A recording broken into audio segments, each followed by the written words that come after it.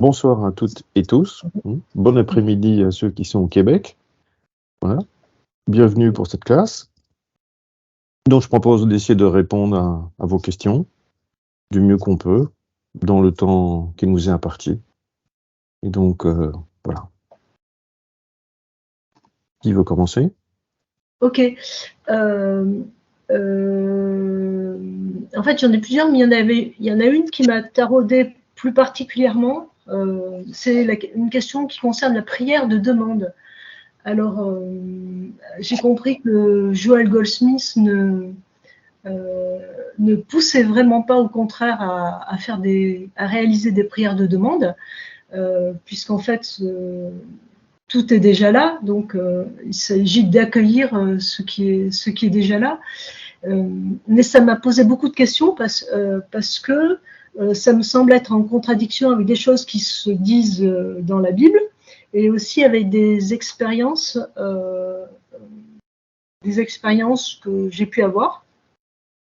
Et dans la Bible, la prière de demande, la Bible est souvent citée par Joel Goldsmith. Il y a beaucoup d'exhortations à demander. Alors, j'ai noté, par exemple, dans Matthieu 21, 22, tout ce que vous demanderez dans votre prière avec foi, vous le recevrez. Jésus lui-même fit une prière de demande à Gethsémani avant la crucifixion. Mon Père, s'il est possible que cette coupe passe loin de moi, cependant, non pas comme je veux, mais comme tu veux.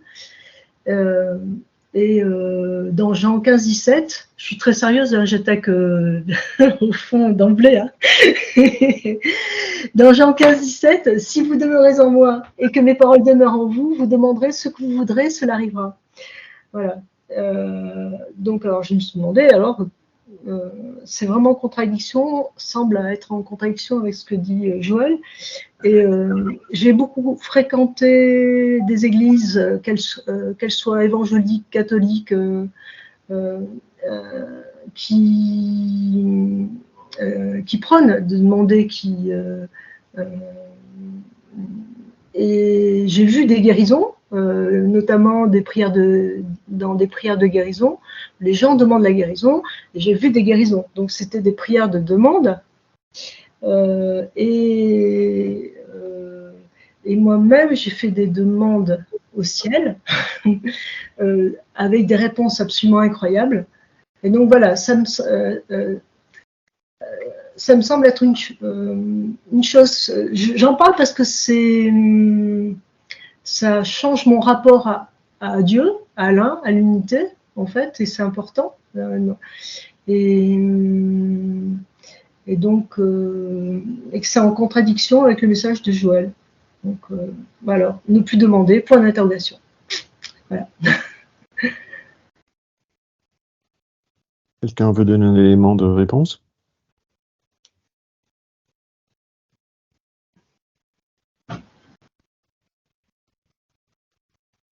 Alors, en fait, Joël, il insiste beaucoup pour dire de ne rien demander, à part une chose.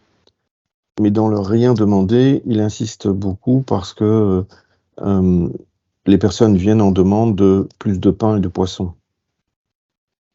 Et c'est ça qui coince. Et qui coince aussi en termes d'accueillir, comme tu dis, les choses qui sont déjà prévues pour nous, comme je le dis, éternellement, tout a été prévu d'éternité en éternité, tout notre bien a été prévu. C'est simplement nous qui n'arrivons pas à y accéder. Le problème est là. La voie infinie est une voie non duelle, à contrario des voies duelles des religions. Dans la voie duelle, il y a moi et Dieu.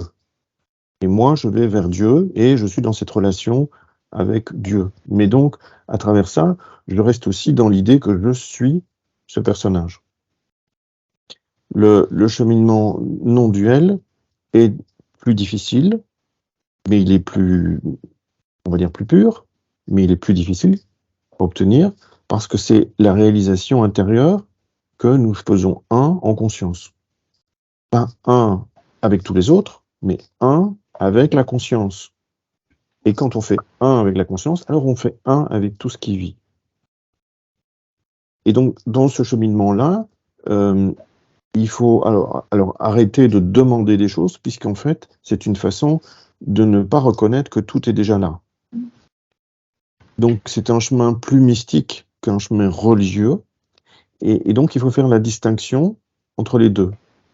Et je pense que notre cheminement spirituel, il y a un temps pour tout.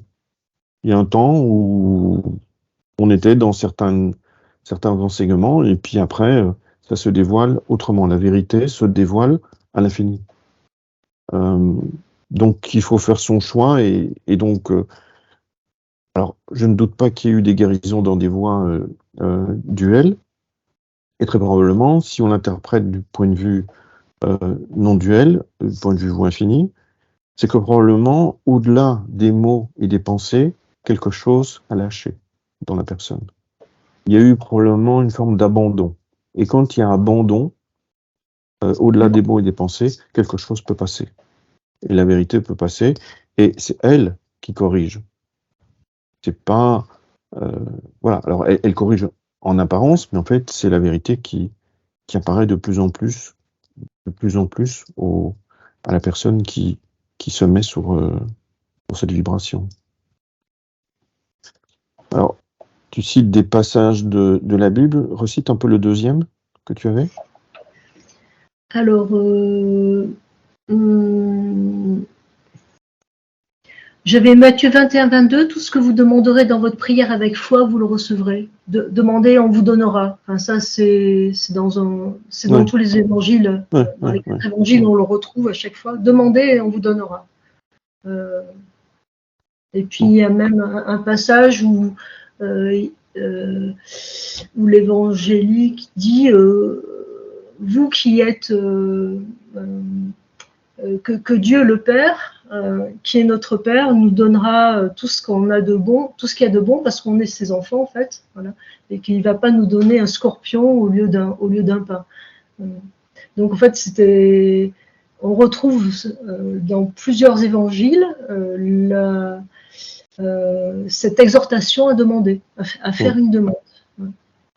Après, sans être du tout un expert de la Bible, bien au contraire, Matthieu 9, 33, chercher Dieu, premièrement Dieu, et le reste vous sera donné par surcroît.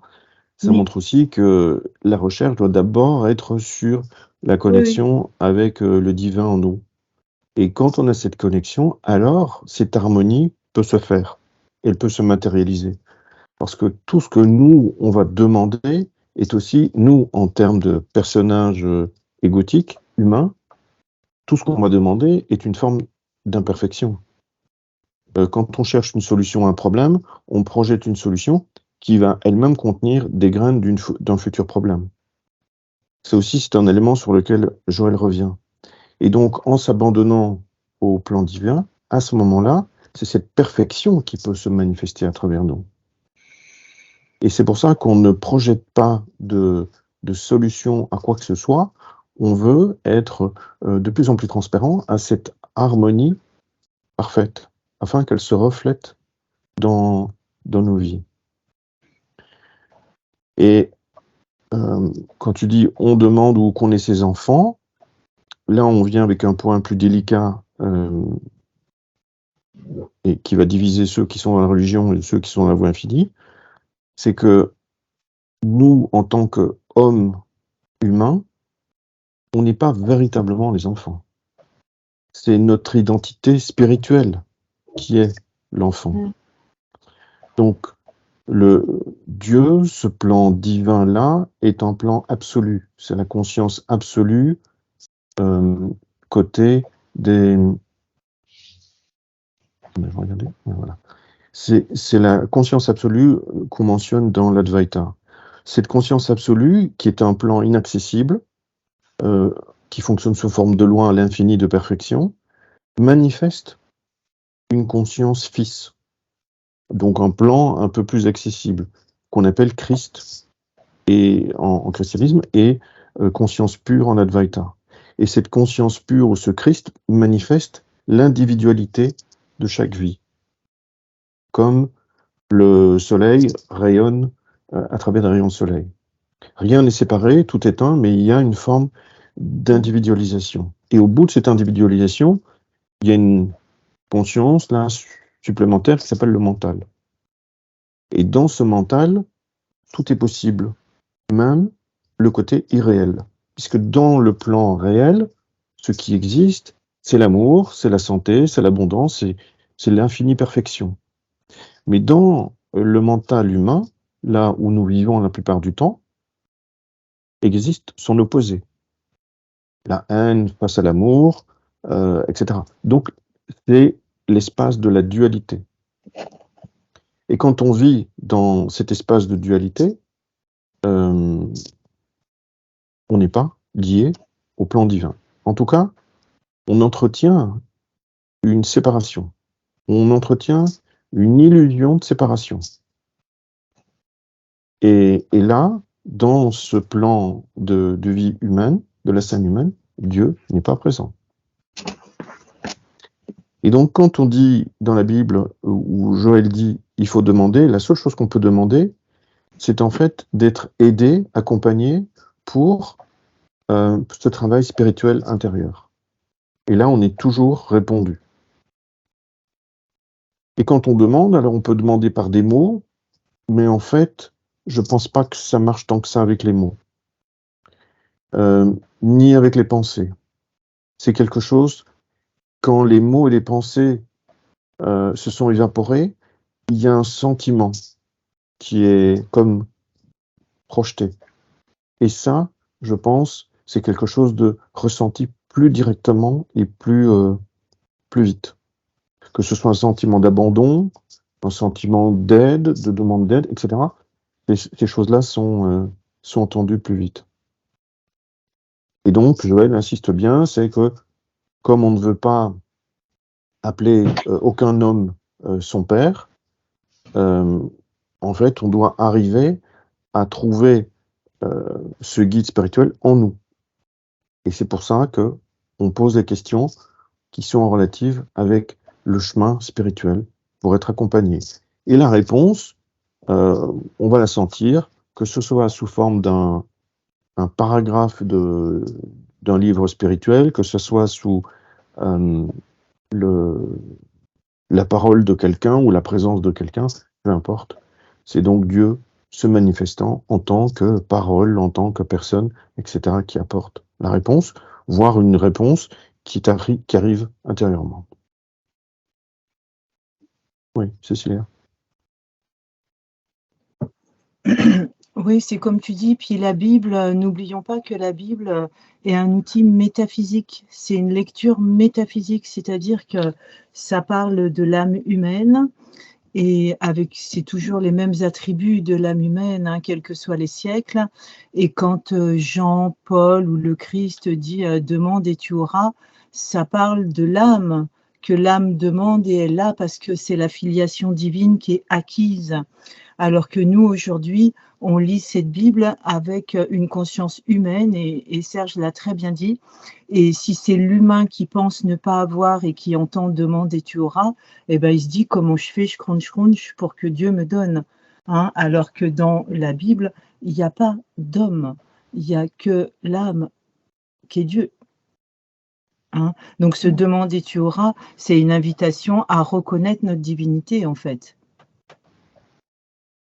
Hein, voilà. Mais comment tu vas faire la distinction entre une demande de l'âme et puis une demande de l'ego? C'est simplement que ça fait appel à la réalisation qu'on est déjà ça. Donc ça annule complètement l'idée de demande, en fait. Et oui, ça l'annule complètement parce que comme Serge a dit, regarde, si je demande, c'est que je crois ne pas avoir. Donc oui. je nie Dieu. Hein. Mais à ce moment-là, il n'y a pas de raison. Bon, je me fais un peu l'avocat du diable, hein, quelque part. Mais il n'y a pas de raison que cette demande soit plus légitime pour être guidée, puisqu'en fait, l'aide, on est censé l'avoir déjà à l'intérieur de nous. Oui, et c'est une invitation, par contre, à revenir à l'intérieur de nous, à se remettre en résonance avec Dieu en nous, avec cette vérité, en nous. Et puis, une fois qu'on sent qu'on habite cette vérité, que ça devient vrai pour nous, c'est réalisé en nous, bah, Dieu est là. Et Dieu va pourvoir en fonction de sa volonté à lui. Mais rien ne nous manquera si c'est son plan à lui. Hein? Aussi, Corinne, il nous a déjà tout donné pour toutes les éternités. La seule chose qui nous manque, c'est de trouver ce chemin à l'intérieur de nous. Et donc, c'est la seule chose qu'il attend qu'on lui demande. C'est comment on peut remonter, comment on peut s'élever en conscience. Parce que pour toutes les choses matérielles, cette demande n'a pas de sens, puisqu'il a déjà tout prévu. Que ce soit santé, abondance, amour, enfin, sous toutes ces formes. Donc, notre travail, et notre travail sans doute ici sur Terre, est d'élever notre conscience pour arriver à cette union consciente. Et il nous attend. Et donc, pour le reste, c'est comme si tous les magasins sont remplis. À nous, donc à se concentrer non pas sur le bien matériel, ou sur même le bien de la santé ou autre, mais uniquement avoir la connexion intérieure. Parce que dès qu'elle est obtenue, elle transforme notre expérience. Et les guérisons, entre guillemets, apparaissent comme des bulles, en fait, d'éveil. Les choses changent. Et ça s'améliore. Voilà. Donc, dans une voie non duelle de type voie infinie, on ne va pas rester avec une approche duelle. Alors, il faut choisir son chemin. Il faut choisir son cheminement qui correspond le mieux. Voilà. Mais en tout cas, pas les mélanger. Soit tu fais une voie duelle et fais-la à fond, ou tu fais une voie non duelle et tu la fais à fond. Mais trop souvent, on essaye de mélanger les enseignements, et alors du coup, on se perd dans un mélange intellectuel. Et donc, du coup, on n'évolue pas, parce que c'est pas le chemin qui est demandé.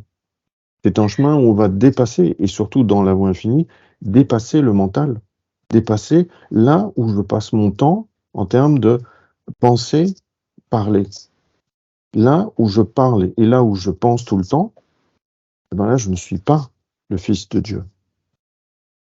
Là, je suis dans le fils du mensonge, dans la dualité que j'entretiens. Donc, je dois arriver à trouver ce chemin pour en sortir. Et donc, c'est cette élévation de conscience où je vais passer au-delà des mots et des pensées à un état où je réalise ma paix, qui n'est pas de ce monde. Dans cet état de paix, c'est là où on commence à obtenir le tout. Et là, dans cet état de paix, il n'y a plus les polarités entre bien, mal, maladie, santé, abondance, manque, voilà, bien-être, souffrance. Ces choses-là n'existent pas. Il y a une perfection infinie, il y a une harmonie invariable.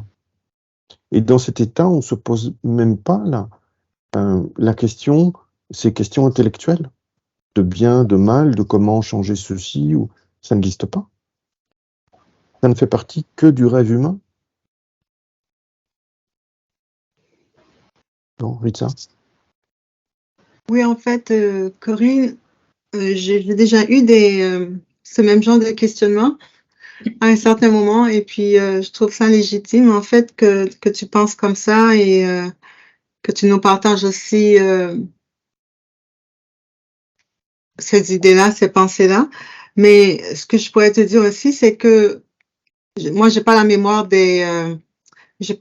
malheureusement des versets, mais même Paul, il nous dit de rechercher, de demander les dons spirituels, de ne pas s'arrêter aux dons matériels, d'aller un peu plus loin. Et puis aussi, Jésus, probablement dans Matthieu, il disait de rechercher le royaume et le reste nous sera donné.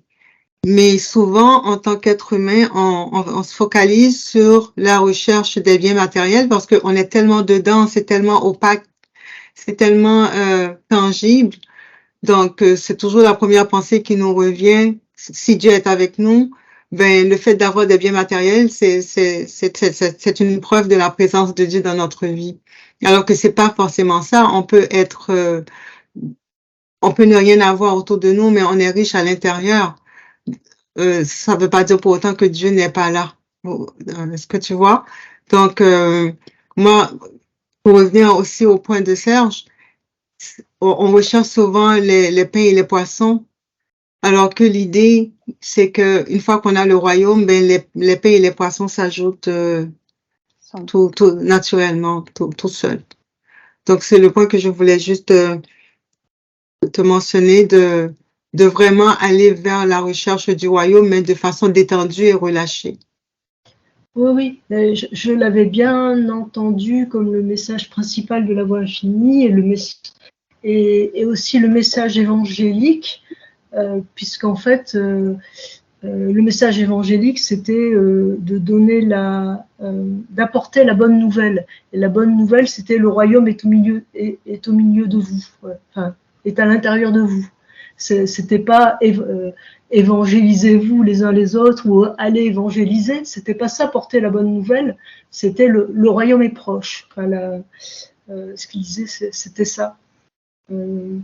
Mais ce qui m'a frappé, c'est que dans Joel Goldsmith, il y a énormément de citations issues des évangiles. Et donc, je me disais, ces citations, il y en a d'autres qui sont en contradiction. C'est pour ça que... Mais je comprends bien que rechercher le royaume et qu'on aura tout de surcroît... je comprends bien que c'est la chose essentielle. Mais voilà, j'ai été tellement surprise par ces prières de guérison qui portaient des fruits. Mais je comprends qu'en fait, effectivement, soit les chants qui étaient associés mettaient les gens dans un état soit émotionnel, soit dans un état hors de leur état habituel, en fait, et de leur préoccupation mentale habituelle, qui devait les aider à se centrer, en fait, et donc à être ne plus être dans l'ego habituel, en fait, et donc pouvoir accéder à ça. Okay. Alors, souviens-toi aussi que dans la Bible, tu trouves aussi des passages horribles. Lapidation, oui, etc. etc. Oh, oui, tout à fait. Ouais, mais donc, c'est pour dire que c'est pas que tous les mots dans la Bible sont parfaits. Ah oui, bien sûr. Donc, il y a à boire et à manger. Et donc, Joël a utilisé beaucoup la Bible qu'il appelait son guidebook. Oui. Et donc, quand tu as ton guidebook, et pour nous, et pour moi tout particulièrement, le guidebook, c'est les livres de Joël. Et par contre, la Bible, ça ne me parle pas du tout. Et je pense qu'en fait, et comme lui aussi d'ailleurs l'a dit, c'est que les livres tels qu'ils sont lettres mortes. On parle de livres sacrés, mais en fait, à ce stade, quand il est déposé sur la table, il n'a rien de sacré. C'est seulement quand on va lire ce livre, celui-là ou un autre, que quelque chose s'éveille en nous. Et on va le lire aussi en fonction de nos filtres, de notre intérêt pour certaines choses et beaucoup moins pour d'autres. J'ai remarqué dans mon expérience que en première lecture de Joël, il y a des choses qui me parlent, qui m'ont éclairci le chemin. En deuxième lecture, il y en a encore d'autres que je n'avais pas vues. Parce que j'ai fait l'expérience de enregistrer mes soulignés et dans des couleurs différentes, et j'ai vu que à force de relire, j'ai souligné avec d'autres couleurs. Pourtant, je l'avais déjà vu la première fois. Mais ça n'a pas marqué. Ça ne m'avait pas marqué parce que je n'étais pas encore apte à comprendre ce qui était écrit là. Tu vois ? Et donc, je pense que, y compris pour la Bible, c'est la même chose. Tu vas y trouver des choses qui vont te parler et ça sert de support. Et après, bon, il y a des formes de contradiction. Chez Joël aussi, il y a des formes de contradiction. Mais là, elles se répondent plutôt par le fait que l'homme est aussi en évolution. L'homme, Joël Goldschmidt, est en évolution, et tout au long de son évolution, il écrit des livres. Et ces livres de premier temps et ces livres de dernier temps, il y a une différence. Et notamment, tu verras que dans les livres de premier temps, Joël met encore beaucoup de méditation. Il écrit des choses qui sont ces méditations qu'il incite à répéter pour nous aider. Et quand tu lis ces derniers livres, Il n'y en a plus aucune. Il n'y a plus aucune méditation où il parle dans une forme de dialogue ou de demande à Dieu. Il n'y en a plus. La voix du centre, la voix qui mène à Dieu, est dans le silence. Et donc le silence des mots et des pensées. Donc si tu es tout le temps en train de demander, tu n'es pas dans le silence, tu ne peux pas y arriver. Et donc la voix infinie, c'est la voix du silence. Alors ça peut être un changement, surtout si tu viens d'un chemin plus religieux, c'est un changement, oui. Oui, je voulais peut-être faire un complément par rapport à ce que dit Corinne. Moi, avant d'arriver à être un peu sur la voie infinie, je suis pratiquant d'une religion. Et en fait, je me rends compte que la voie infinie nous amène sur un chemin d'être ce que dit la religion, c'est être. Par exemple, parmi les expériences que j'ai pu, que je suis obligé de mettre tous les jours en pratique, c'est le premier commandement. Le premier commandement, il dit de ne pas rien mettre devant Dieu, quoi. Mais à partir du moment, donc là, je me réfère à un écrit de la religion, des textes. Soit on l'interprète d'une manière mentale, soit je vais le mettre dans ma pratique tous les jours. À partir du moment où je dis, je donne de l'importance à la maladie, ou à partir du moment où je prie pour avoir quelque chose, c'est que je mets le manque devant Dieu, c'est-à-dire que Dieu n'a pas été en mesure de me donner quelque chose, donc je mets le manque, je mets la maladie, je mets des choses qui sont devant la face de Dieu, c'est-à-dire que lui n'a pas été en mesure de l'enlever de ma vie, en fait. C'est comme ça que je comprends la chose. Je ne sais pas ce que vous en pensez. C'est pas tout à fait le message de la voie infinie, là. Hein. Donc, pour la voie infinie, Dieu a tout donné. Oui, non, mais c'est bien ce que je dis. Je dis que Dieu a tout donné, mais lorsque je parle de maladie, j'apprends en considération. Lorsque je prends le manque en considération, c'est comme si j'acceptais le fait que Dieu n'a pas tout donné. Oui. Alors, à ça, tu dois rajouter aussi que un élément important de l'enseignement de Joël, c'est le côté impermanent du monde. Et donc, ce côté impermanent, cette impermanence, qui est cette manifestation de cet esprit charnel qui n'est pas un esprit, mais qui n'est que la somme des pensées humaines, qui en fait se propage d'une façon subliminale et d'une façon, on va dire, aléatoire. On ne sait pas, c'est comme le vent, voilà. Et donc, on est touché par ces choses, ces manques, ces limitations dans notre vie d'homme et de femme naturelle. Et on se demande alors pourquoi. Et on cherche alors à trouver une raison à ça. Pour Joël, il est clair qu'il n'y a pas de raison. Il insiste beaucoup sur les enseignements qui, qui étaient un peu dans la même veine de son époque, juste un peu antérieure, qui sont nouvelles pensées, unité, etc., qui vont donner lieu au mouvement des alcooliques anonymes. Et donc là, dans ces mouvements-là, et dans et donc dans ces mouvements-là, il est question qu'une certaine façon de penser crée la maladie. Et donc, il y a une cause-effet en nous.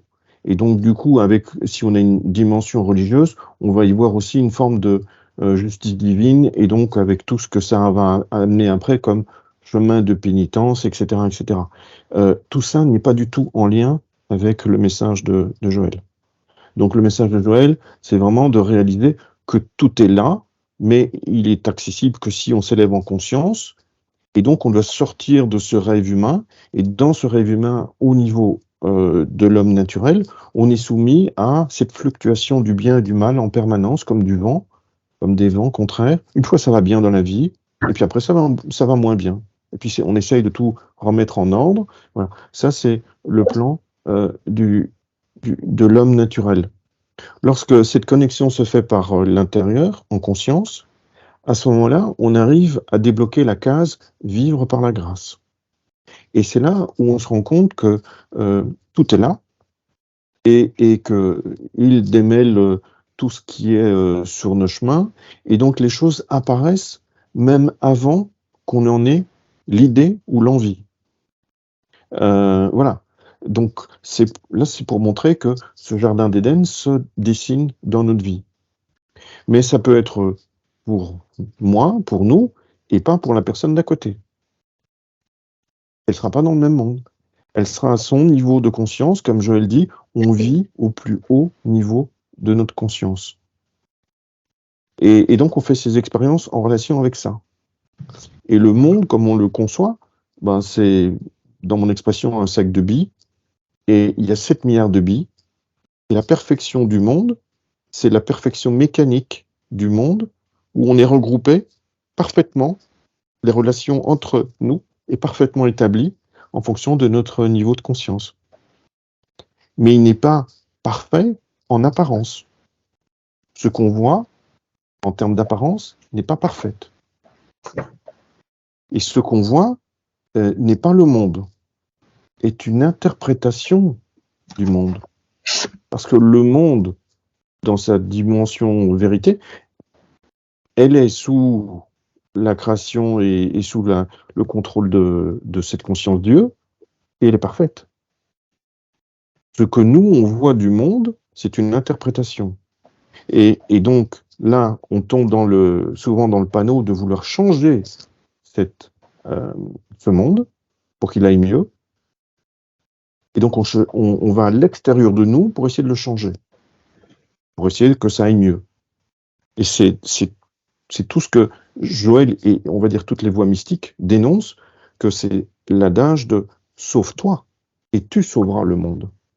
En réalisant cette sauvegarde intérieure en se connectant, on obtient un niveau de conscience supérieur qui amène ce monde de plus en plus parfait, de plus en plus heureux pour nous et pour les gens autour de nous. Et c'est pas d'aller se battre à l'extérieur. Après, c'est resté un choix, hein. Chacun fait ses choix. Mais en tout cas, en termes de message de la voie infinie, il nous invite plutôt à faire ça. Et on va trouver des messages équivalents en Orient, dans l'Advaita Vedanta. Mais avec des autres terminologies et beaucoup plus de cheminement, parce qu'il y a eu beaucoup plus de gens éveillés à cette voie-là. Je veux bien prendre la parole, parce que je me sens dans une zone très peu confortable, dans un cheminement qui vient de loin. La voie infinie est venue se greffer sur mon chemin et ça me parle beaucoup. Je suis de plus en plus à la quête du silence et je lâche les mots. J'ai une perception très forte de tout le conditionnement qui a marqué la vie que j'ai eue jusqu'à maintenant. Et j'ai beaucoup de difficultés, des fois, de me dégager de ce conditionnement. Dans la question que je t'avais envoyée, je disais que, excuse-moi, je t'ai tutoyé, c'est OK? Oui, bien sûr. Dans la question que je t'avais envoyée, je disais des fois, j'ai l'impression que c'est comme une addiction, comme un comportement addictif, parce que j'y reviens malgré le fait qu'une partie de moi est très consciente que ce n'est pas comme ça. Et j'avais très envie de savoir quelles sont les expériences par rapport à cette partie de l'autopurification qui est tellement laborieuse. Oui, tu as lâché le mot, c'est l'autopurification. C'est ce qu'on, dans nos cheminements et l'enseignement de Joël, c'est ce que la plupart des étudiants ne voient pas. On va mettre des années pour tomber sur cette explication de Joël, et qui est en fait le cœur. Parce que quand Joël parle, entre guillemets, yaka, il fait ça, et il obtient des choses. Et nous, on fait ça, et on n'obtient pas ces choses. Et donc, c'est toujours ce travail d'élévation de conscience qui va nous amener à un état où les choses sont facilitées. On arrive à « il accomplit ce qu'il m'est demandé de faire ». Alors que dans l'état de l'homme naturel, je dois mettre de la force. Je mets de la force mentale pour obtenir des choses dans ma vie. Et c'est aussi en relation avec mes croyances et mon conditionnement. Mon conditionnement qui m'a dit qu'il fallait que je travaille dur pour gagner ma croûte. Donc, j'ai gardé ça longtemps dans ma tête, que je devais travailler dur. Et puis, à un moment donné, on se rend compte que, eh ben, même pas. Et ça va prendre du temps, hein, mais même pas. Et pour ça, je pense qu'il explique le chemin proposé, c'est de travailler l'autopurification. Donc, c'est-à-dire que par rapport à notre vie tous les jours, on va en fait se muscler pour s'élever progressivement. Alors, pourquoi ça va pas aussi vite? Ça, il le dit aussi que ça va pas vite, ça prend du temps et ça prend toujours beaucoup plus de temps qu'on ne le souhaite. Et il rajoute aussi que l'effort qui nous est demandé est l'effort équivalent à toutes les études jusqu'à la fin de l'université. En termes d'effort, on entend. Hein, c'est pas lire les livres en permanence, parce qu'alors on ne va pas trouver la voie non plus, puisque la voie, elle est par une prise de conscience intérieure. Donc les livres ne servent que d'un support. Il y a le travail de la méditation en conscience, pas en énergétique. Et puis, il y a le travail de la pratique, qui est la plus difficile à comprendre. Mais donc, sans cette autopurification et cet exercice volontaire qu'on va faire tout au long de la journée, eh bien, il est difficile, en fait, de monter. Et alors, même si on le pratique, il va y avoir des effets, effectivement, comme tu dis, qui restent collés. Ça, il n'en parle pas. Il dit juste que c'est plus long, voilà. Mais je pense qu'il n'en parle pas parce que lui, il commence à écrire La Voie infinie quand il est déjà quand même pas mal réalisé. Et il a fait des choses avant ça. Et donc, il commence à formaliser quand il est déjà à un certain niveau. Je pense que ce qui, moi en tout cas, quand j'ai eu ta question, j'ai cherché et donc j'ai compris à travers l'Advaita, qui parle des conditionnements, des blocages, qui sont les vasanas et les je sais plus comment quoi. Ce sont en fait, on dit en français, des conditionnements dans notre subconscient. Donc, Ça me touche beaucoup. Ouais, notre conscient capte les choses et les juge en bien et en mal. Mais si, par exemple, j'accepte en bien quelque chose qui est une fausse croyance, bon, je cite dans un de mes livres qu'une époque, je faisais du tai chi qigong, là, et la prof, à un moment donné, elle nous raconte que en automne, on tombe malade parce qu'en fait, le corps se remplit d'humidité. Face au froid, on tombe malade. Et là, je me suis dit, mais oui, c'est vrai. J'ai accepté cette chose en moi, elle est passée dans mon subconscient, et tous les ans, à l'automne, mon corps faisait un état grippal, que je trouvais normal. Tu vois? Donc, j'ai accepté une fausse croyance comme étant vraie, elle est passée dans mon subconscient, et mon subconscient, c'est lui qui me programme. S'il y a un décalage trop grand, ou si tu as un décalage entre ton conscient qui va aller là et ton subconscient qui va aller là, eh ben, tu vas prendre la tangente entre les deux. Mais croire que seulement par ton conscient tu y arrives, ben non. Tu traînes les boulets, les encres, tu les traînes et c'est ce que tu ressens. Donc, travailler sur le savoir est déjà une chose importante. Et donc, en tout cas, donc tu vas être plus attentif, tu vas savoir que dans ce subconscient, il y a quelque chose qui tourne, et en t'auto-purifiant avec ces principes de vérité, et où tu vas te donner aussi des réalisations de ce qu'on appelle chez Joël des traitements spécifiques, par rapport à un problème qui te vient, comme moi, dans l'exemple que je viens de citer, à un moment donné, je me dis, mais pourquoi je n'attrape encore je sens mon corps qui essaye de pousser quelque chose que je ne sentais pas, où je n'avais plus d'état de rhume, de grippe, etc. Et là, mon corps poussait, et je trouvais ça anormal. Il essayait de me mettre dans cet état-là, mais ça ne passait pas, tu vois, comme un moteur qui grippe. Et là, je me suis dit, pourquoi? j'ai ressassé la vérité à propos de l'erreur que j'avais, et en fait, il est revenu à ma mémoire cette acceptation qui avait été ancrée bien des années plus tôt. Alors, il ne faut pas aller les chercher, c'est pas ce que Joël conseille. Lui, c'est plutôt d'imprégner le mental de vérité pour, en fait, dit techniquement, remettre de la vérité dans le subconscient et neutraliser, en fait, les fausses croyances du subconscient. Après, quand on a une expérience d'éveil un peu plus élevée, ça aussi, ou des bulles d'éveil, ça aussi, ça nettoie des choses du subconscient dont on n'était plus conscient. Mais par contre, on va ressentir des effets en termes de facilité sur des choses qui avant étaient peut-être un peu plus pénalisantes. Et donc, c'est uniquement par ce travail-là, comme ça, qu'on s'élève progressivement. Après, l'Advaita dit que il va rester une forme d'habitude, quelque chose de cet ordre qui reste une dernière trace du personnage humain. Et bon, voilà. Donc, on garde toujours une forme humaine, même quand on s'éveille à un niveau très élevé. Mais par contre, on va perdre plein de choses qui n'ont plus de sens. Dans l'expérience de Joël, lui, à un moment donné, il se rend compte, à travers une expérience qu'il a avec un praticien de sciences chrétiennes, avec qui il échange, qu'il était venu voir parce que lui, Joël, était malade. Et au bout d'une demi-heure, il se rend compte qu'il n'a plus rien. Il va discuter 2 heures. Et les jours qui suivent, il se rend compte qu'il n'a plus envie de boire de l'alcool, il n'a plus envie de jouer aux jeux de course, ni aux jeux de hasard. Tout ça est parti. Tu vois ? Donc, c'est pas qu'on cherche, comme dans les religions, à contraindre le fait de ne pas boire d'alcool, etc. Dans la voie infinie, on accepte la personne telle qu'elle est. Dans d'autres voies, on n'accepte pas, par exemple, les alcooliques.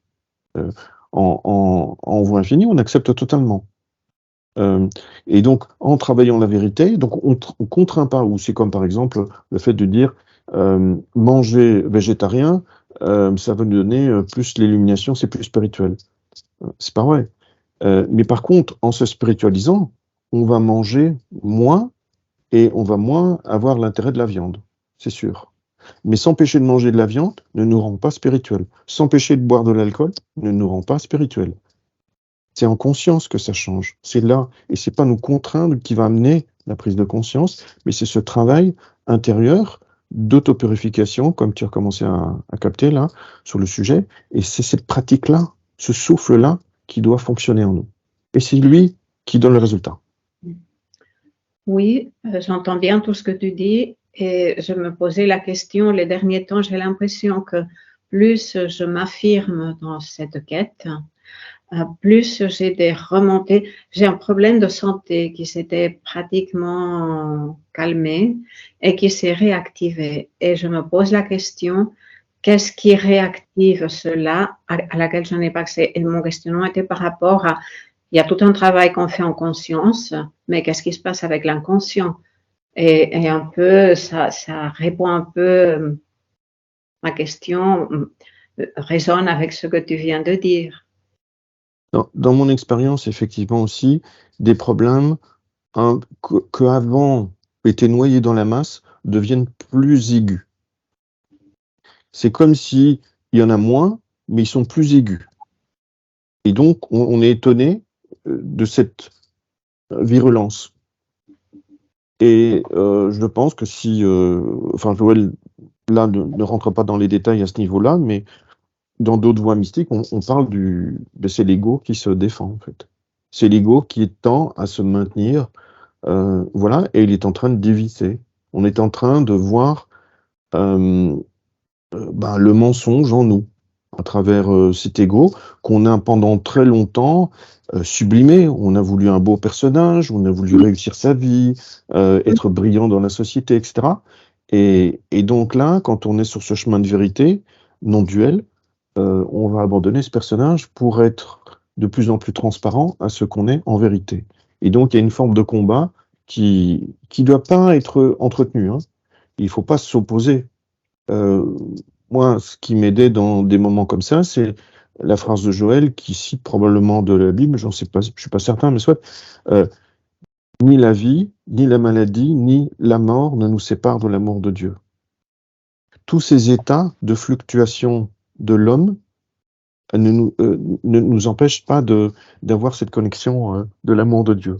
Donc c'est uniquement ce combat intérieur sur ce plan humain.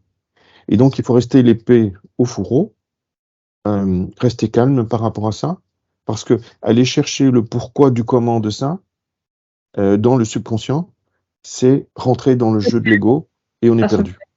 Oui, parce qu'il a retrouvé le contrôle de jouer avec nous-mêmes. Alors que nous, épée au fourreau, silence,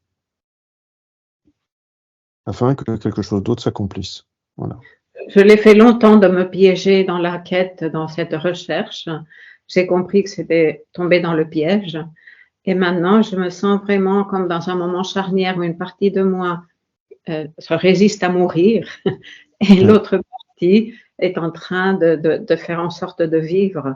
Mais je me sens dans cette étape. Oui, ben oui. C'est le temps où on est entre deux mondes. Et c'est pas toujours la situation la plus facile. Parfois, on aurait préféré encore être comme avant, ignorant, et vivre dans ce monde ignorant, parce que là, quand on s'éveille et qu'on voit les ignorants autour de nous, et que ça nous amène tout un tas de nouvelles questions, c'est parfois inconfortable. Mais bon, voilà, c'est une période transitoire. Et c'est pour ça aussi que j'ai donné le pas de m'inscrire à l'atelier, de venir pour pouvoir échanger, parce que c'est pas facile d'échanger autour de moi de tout ça. Ah oui, je me dis que le fait de pouvoir échanger quelque part me fait du bien, me permet aussi de continuer à peaufiner. Alors je te dirais, plutôt que d'échanger, je reviens avec le silence, c'est plutôt écouter. Oui. Et t'imprégner de vérité. C'est plutôt cette invitation-là qu'on va te faire dans les stages. Et c'est pas de partager, échanger, parce que là, ça reste qu'un partage égotique. Oui, j'entends. Et là, on va pas arriver très loin. J'entends. Merci beaucoup. La question, elle est un peu d'ordre général, on va dire, sur la voie infinie. Donc, on dit que Dieu est omnipotent, omniscient, omniprésent. Et donc, ça devrait laisser place à rien d'autre que sa conscience unique et qui se reflète en nous, comme tu as dit, le soleil et ses rayons. Et pourtant, il existe ce rêve qui est notre vie de tous les jours. Comment cette vie, qu'on dit être non pas consciente, mais une vie de l'esprit, comment peut-elle exister si Dieu ne l'a pas permis?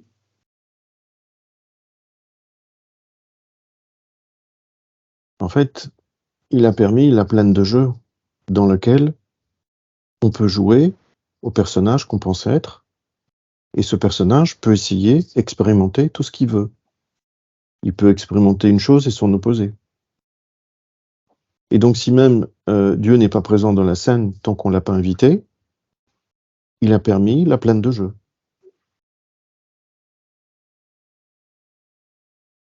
Ça veut dire qu'il a permis à la fois la conscience, donc le jeu, le grand jeu, et le petit jeu en même temps. C'est-à-dire qu'il a permis l'ego. Oui, il a permis, parce que rien ne peut se faire, on va dire, sans sa volonté créatrice.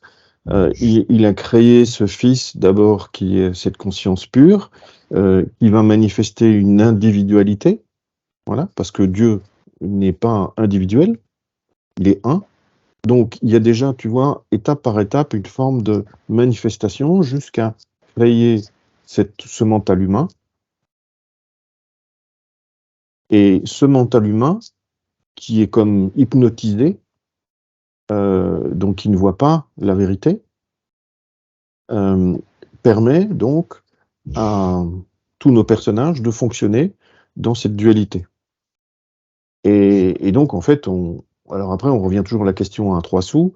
Bon, pourquoi? Pourquoi ça? Pourquoi est-ce qu'on se perd dans cette vie? Pourquoi ne pas donner tout de suite l'illumination et qu'on sache la vérité? Et voilà. Alors, je pense qu'il y a sûrement plein de réponses. Bon, alors, les voies mystiques en donnent, mais je pense qu'au-delà de ça, il y en a sûrement plein d'autres, puisque Dieu est un plan infini. Il a visiblement, dans les voies mystiques, on va parler de faire l'expérience de qui il est. Donc, il a une forme de potentialité, mais il ne fait pas l'expérience de lui-même. Et donc, il crée la vie pour manifester, en fait, expérimenter ce qu'il est. Après, il rajoute une couche, puisqu'en fait, il nous permet le libre arbitre de choisir entre l'amour et le non-amour. Voilà. Donc, entre la réalité et la non-réalité. Il nous permet, dans ce monde duel, de faire ses choix. Et donc, on pense être libre. En tout cas, pendant un temps, on a ce libre arbitre. Et puis, quand on s'éveille à la vérité, on se rend compte que c'était une forme d'illusion parce qu'il n'existe que la vérité. Il n'existe que l'amour, en vérité. Et donc, on s'éveille à ça. Et donc, à travers ça, on revient à lui. Donc, c'est le fils prodigue qui a fait plein de choses dans sa vie. Il a réussi, il a raté, et puis finalement, il perd tout. Et il va revenir vers la notion du Père. Donc, cette conscience en nous. C'est la remontée, et cette remontée va prendre plusieurs vies. Ça va pas se faire en une vie. En théorie, c'est possible, mais bon, voilà. Quand on voit la difficulté qu'on a, on se rend compte que c'est pas trop réaliste de le penser. Donc, pour Joël, il y a aussi ce message des parenthèses dans l'éternité. Les parenthèses sont les vies sur Terre, dans l'éternité. Donc, on vit éternellement. Mais qui vit éternellement? C'est cette conscience que je suis en vérité, cette conscience individualisée, qu'on appelle conscience d'attention, qu'on appelle âme, c'est selon les voies. Ça, c'est ce que je suis en réalité. Mais cette conscience d'attention ne connaît pas la dualité. Elle s'endort dans la dualité, mais sa nature n'est pas d'être duel. Et ça, c'est ce qui reste, c'est ce que nous sommes vraiment et qui va rester éternellement. Par contre, le personnage, avec son corps, le corps étant formé par le mental, eh bien ça va rester ici. Ça fait partie de cette dimension terrestre qui permet, comme un avatar, comme le film Avatar, on prend une forme, voilà, et puis après on a une autre forme moins lourde, voilà, et donc et puis on reprendra une autre forme quand on reviendra faire une autre expérience pour à nouveau expérimenter. Ces expériences sont perçues comme des cadeaux parce que en fait quand on est de l'autre côté, donc avant de naître et après de mourir, en fait on n'est pas illuminé à ce stade-là. On a un certain niveau de conscience, on a une certaine conscience de la vérité, mais on n'est pas totalement réalisé. Et donc, on fait des expériences de vie sur Terre, à travers la vie, et on va en faire sur les différents plans, on grandit, et puis chaque fois, on en repart avec le fruit de ces expériences. D'où, quand c'est pas bien acquis, on alourdit le karma. Et puis, alors la différence entre voie infinie et voie orientale, c'est que sur le karma, dans la voie orientale, c'est l'idée du tas de sable et toutes les graines de karma, il va falloir les nettoyer une par une. Tout ce qu'on a créé, on va devoir au même volume le renettoyer. Pour la révélation de Joël, c'est pas le cas. Dès qu'on a une réalisation à un moment donné sur la vérité, elle neutralise, et je dirais, un pan du karma. En tout cas, dans mon expérience, c'est un pan du karma est neutralisé. Et donc, le karma se neutralise instantanément. Il ne nous est pas demandé d'une vie de souffrance, une vie de pénitence. Tout ça, c'est des mauvaises compréhensions. C'est des compréhensions trop fortement humaines, trop lourdes par rapport à la légèreté qui nous est demandée, le silence qui nous est demandé. Et par là, on touche à la joie, on touche à l'amour. Et c'est plus facile. Mais on ne veut pas. On s'obstine à ne pas écouter. Et ça, on le retrouve déjà chez Platon avec sa caverne, où il dit « Forcer les gens à sortir de la caverne, ils n'en veulent pas. Ils veulent rester au fond de la caverne et regarder les images du fond de la caverne. Et là, je ne parle pas des tablettes et des ordinateurs, hein. Je parle des images qu'on a dans la tête. Je veux aller sauver telle chose, je veux tel plaisir, etc., etc. C'est ces images-là que je veux garder. Et ce n'est pas les images de vérité. Parce que si ces images-là que j'entretiens, qui me procurent du plaisir, ou une forme de plaisir, elles m'hypnotisent, c'est le jeu de l'ego. Et donc, il faut que j'exerce ma volonté, véritablement intérieure, pour dire je ne te suis plus, cher mental, et je travaille la vérité. Voilà. J'ai besoin de faire une forme de renonciation à ce jeu mental qui est en permanence dans ma tête et où, en vie naturelle, je suis en permanence. Je dois renoncer à ça. Les attachements sont très forts. On pense qu'on n'est pas attaché, mais ce que je veux être dit, vous pouvez jouir de tout. Si vous recevez des diamants, de l'argent, des maisons, des bateaux, profitez-en. C'est aussi l'abondance divine. C'est pas un jugement négatif, c'est du pognon, c'est pas bien. Non, c'est pas le message non plus de la voie infinie. Il dit de profiter de cette abondance qui est manifestée. Mais, il rajoute, ne pas s'y attacher. Et là, c'est très difficile. On est très vite attaché à la moindre chose de notre vie. Et donc, c'est une voie de dépouillement et de détachement. On peut jouir de la vie dans tous ses aspects, mais pas s'y attacher. Parce que l'attachement, ça renforce l'identification de l'ego. Je continue à m'identifier à ce que je pense être. Et donc, je suis dans un processus de chute. Si je veux être dans le processus d'éveil, je dois me détacher. Et donc, me détacher de mes attachements. Me détacher de mes jugements en bien, en mal. Ça, c'est bien ça, c'est bien à manger, ça, c'est mauvais à manger. Hein. Et on pense que ça donne une guidance spirituelle. C'est faux. On a entretenu la dualité entre un bien et un mal.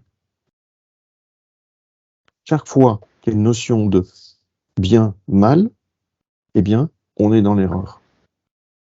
Et donc, le concept de ne pas juger en bien, en mal, c'est vite dit, mais dès qu'on le met dans la vie pratique, c'est là qu'on se rend compte à quel point on est attaché à plein de choses.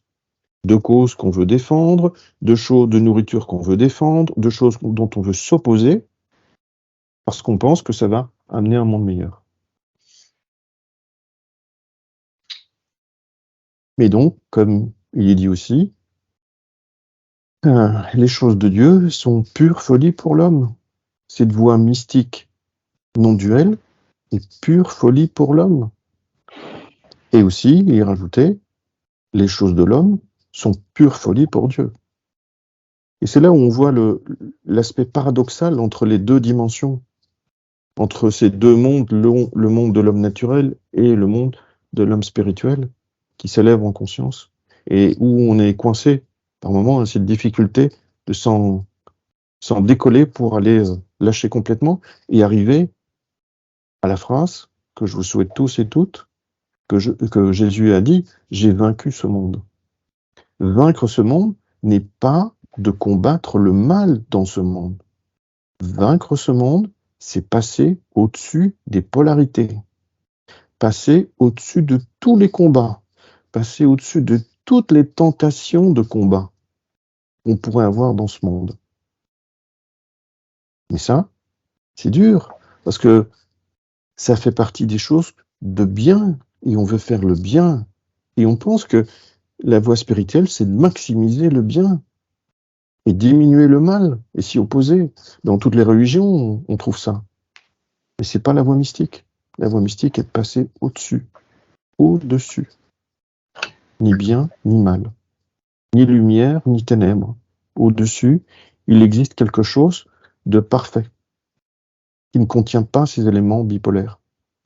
Et donc, si on veut être en vibration avec ce plan-là, il faut qu'on abandonne notre plan vibratoire, mental, de tout le temps juger en bien, en mal. Voilà. S'abandonner. Et c'est la voie de l'abandon, mais c'est pas une voie où on doit abandonner tout le matériel pour aller vivre dans une grotte. C'est pas ça qui nous est demandé non plus. Bouddha l'a essayé, il a dit que ça marchait pas. C'est pas cette voie-là. L'abandon, c'est dans nos attachements. Mais ça ne veut pas dire qu'on va rien recevoir. puisque l'abondance est une dimension divine. Donc on recevra de l'abondance. Si par contre on juge l'abondance matérielle en mal, du point de vue de quelqu'un qui veut se spiritualiser, mais en fait, il est toujours dans l'ego. Il est toujours dans le jugement mental de bien et de mal, donc il est toujours sur le plan mental. Il peut penser qu'il évolue, on peut penser qu'on évolue, mais on n'évolue pas. On cherche l'entrée. Et une fois qu'on a trouvé l'entrée, alors on se dit Amen, Alléluia, il reste encore à accomplir des choses. Ce n'est que l'entrée. Oui, en fait, ce que je vais te demander, c'était un peu en lien avec ce que disait Anna Maria, le fait que plus on monte et puis à ce moment-là, on a l'impression que il y a comme tout à coup il y a des affaires qui apparaissent et puis qui étaient comme enfuies et puis tu l'as très bien expliqué au niveau du subconscient. Mais ma question était la suivante: comment ça se fait que on peut quand même rester calme en traversant certaines épreuves? C'est ça. Quand on peut rester calme, oh, je pense que parce qu'au fond, nous, on a déjà la foi. Ce qu'on appelle la foi, mais qui n'est pas une croyance, parce que croire en Dieu n'est pas avoir la foi, c'est plutôt une paix en soi. Et comme je disais là tout à l'heure, ni la vie, ni la maladie, ni la mort ne me séparent de l'amour de Dieu. Donc, quand tu sais ça, ben, quoi qu'il arrive en termes de fluctuation dans ta vie, en bien, en mal, ça n'a plus, ces paires opposées n'ont plus l'effet que ça avait avant. Parce qu'il y a quelque chose qui est apaisé en toi. Et donc, ça manifeste, en fait, un autre état d'être, déjà.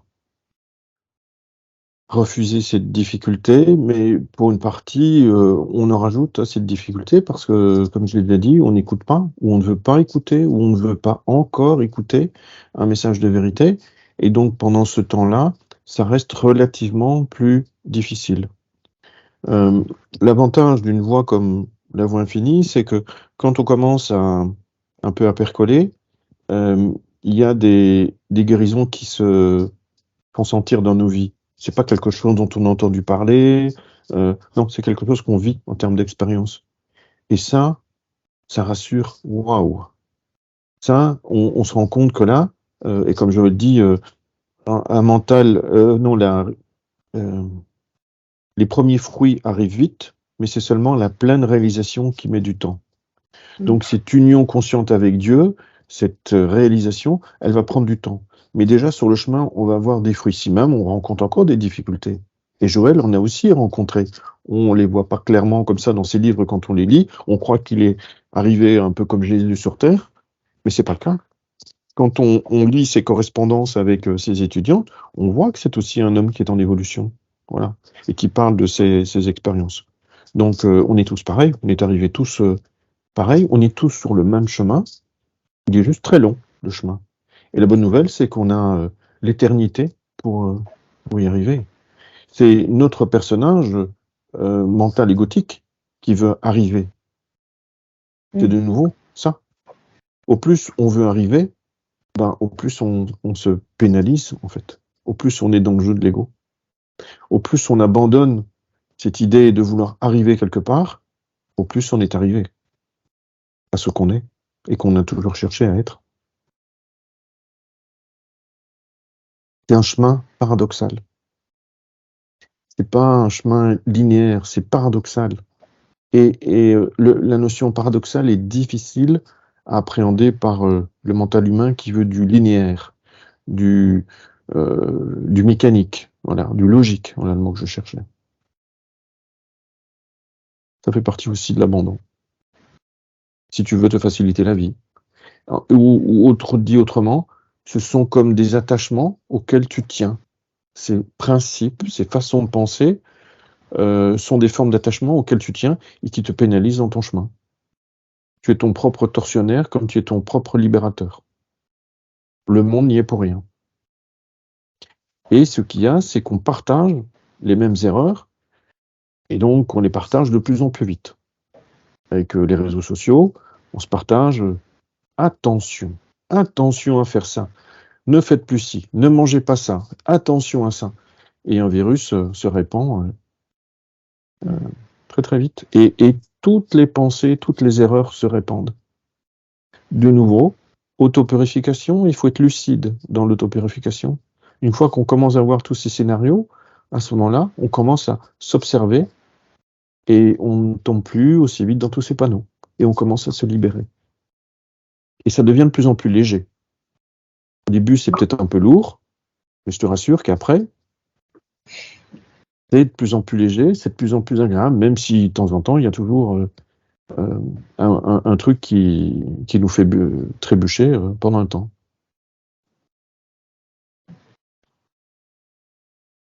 Ça aussi, avec la voie infinie que j'ai trouvé vraiment waouh. Dans toutes les autres voies que j'avais suivies, il y avait toujours une forme de limitation. Il y avait toujours quelque chose d'intéressant, un bout de vérité, mais toujours avec une forme de limitation, de contrainte, voilà, voilà. Et dans la voie infinie, c'est pas ça. C'est une vraie liberté. C'est un vrai souffle de liberté. Pour ceux qui veulent monter sur le chemin, évidemment. Ceux qui sont attachés à leur ego, à leur désir, pulsion, façon de penser, etc. Là, par contre, ça va pas leur parler. Il y a un temps pour tout. Et c'est pour ça qu'on ne fait pas de prosélytisme. C'est pour ça qu'on n'essaie pas non plus de changer le monde. Il est comme il est. Mais le monde qui nous apparaît n'est pas le monde réel. Ça va prendre du temps à être bien ancré dans la tête. Dérèglement climatique n'est qu'un dérèglement mental. C'est le mental humain qui crée le dérèglement climatique. Donc, si on arrive à se sauver chacun individuellement, on rayonne autour de nous, on imprègne les gens autour de nous d'être dans un autre état, on calme, on apaise, et bien avec une masse suffisamment critique, la météo ne sera plus aussi chahutée. Elle redeviendra, elle se remettra en harmonie. Elle est en fait en liaison avec notre mental. Comme il dit dans la Bible, on a l'homme à la domination sur les poissons et les oiseaux. Voilà. On a la domination sur l'image du monde. Mais c'est une domination pas pour mettre nos pulsions égotiques. C'est qu'en fait, c'est le reflet de notre conscience. Si je change ma conscience, je change le reflet dans le monde. C'est pour ça que l'adage dit sauve-toi et tu sauveras le monde. Mais on veut pas, on veut toujours courir dans le monde pour le sauver. Alors que si on fait son travail, eh bien, on participe et tu feras aussi l'expérience de voir que par un temps de pluie, il y aura un rayon de soleil là où tu seras. Là où tu réalises la présence de cet amour infini, tu auras le rayon de soleil. C'est pas que tu le veux, parce que si tu le veux, tu fais blocage. Tu réalises la perfection, que tout est parfait. Et à ce moment-là, elle se manifeste. Si tu as un désir de vouloir changer l'image, t'es perdu. T'es perdu. Je avais une petite. Est-ce qu'on peut dire que la souffrance, elle est la conséquence de la pensée du bien et du mal? Qu'il existe Oui. un bien et un mal? Oui, c'est ça? C'est ça. Pour Joël, tous les problèmes, de toutes les souffrances, de toutes les maladies, c'est l'acceptation de la racine du bien et du mal. Mais tu vas le retrouver aussi dans le bouddhisme, dans une autre forme. Le bouddhisme qui s'est consacré à l'arrêt de la souffrance, c'est par rapport à l'arrêt du désir mental égotique, en fait. Tu arrêtes le cycle de la souffrance en arrêtant le désir. Mais donc, en arrêtant le désir, tu arrêtes aussi cette polarité, alors, au-delà de la croyance entre le bien et le mal, c'est quand même l'agitation mentale qui t'amène à tous tes états souffrants. Et donc, que ce soit par le bouddhisme ou la voie infinie, c'est d'arrêter ce mental qui te fait souffrir, qui nous fait souffrir. À partir du moment où on comprend, on accepte, parce qu'il faut accepter. Comprendre, c'est une chose, il faut encore l'accepter. Ça, c'est un travail de méditation. On va méditer le sujet pour accepter. Et après l'acceptation, on ouvre la case de la réalisation. 2 et 2 font 4. J'ai pas réfléchi. Hein. Je le sais immédiatement. Si je dois me dire 2 plus 2, ça fait... Bon, voilà, j'ai réfléchi là, tu vois. Là, c'est pas une réalisation. Donc, je dois passer au-delà des mots et des pensées. Les mots et les pensées, c'est ce qui est formé dans le mental. Au-delà du mental, il n'y a pas de mots et de pensées. On n'est pas dans une élévation de conscience si on a ces pensées logiques en train de tourner dans notre tête. On a une réalisation et on devient contemplateur.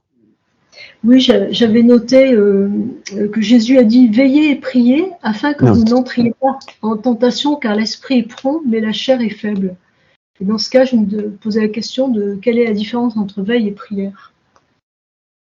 Oui. Alors, alors d'abord, dans la voie infinie, le mot prière et méditation sont souvent synonymes dans la bouche de Joël, sauf qu'il y a une intention, il y a une intensité différente. Il y a la notion de méditation, cogitation. On lit un texte et puis on arrête et on laisse méditer.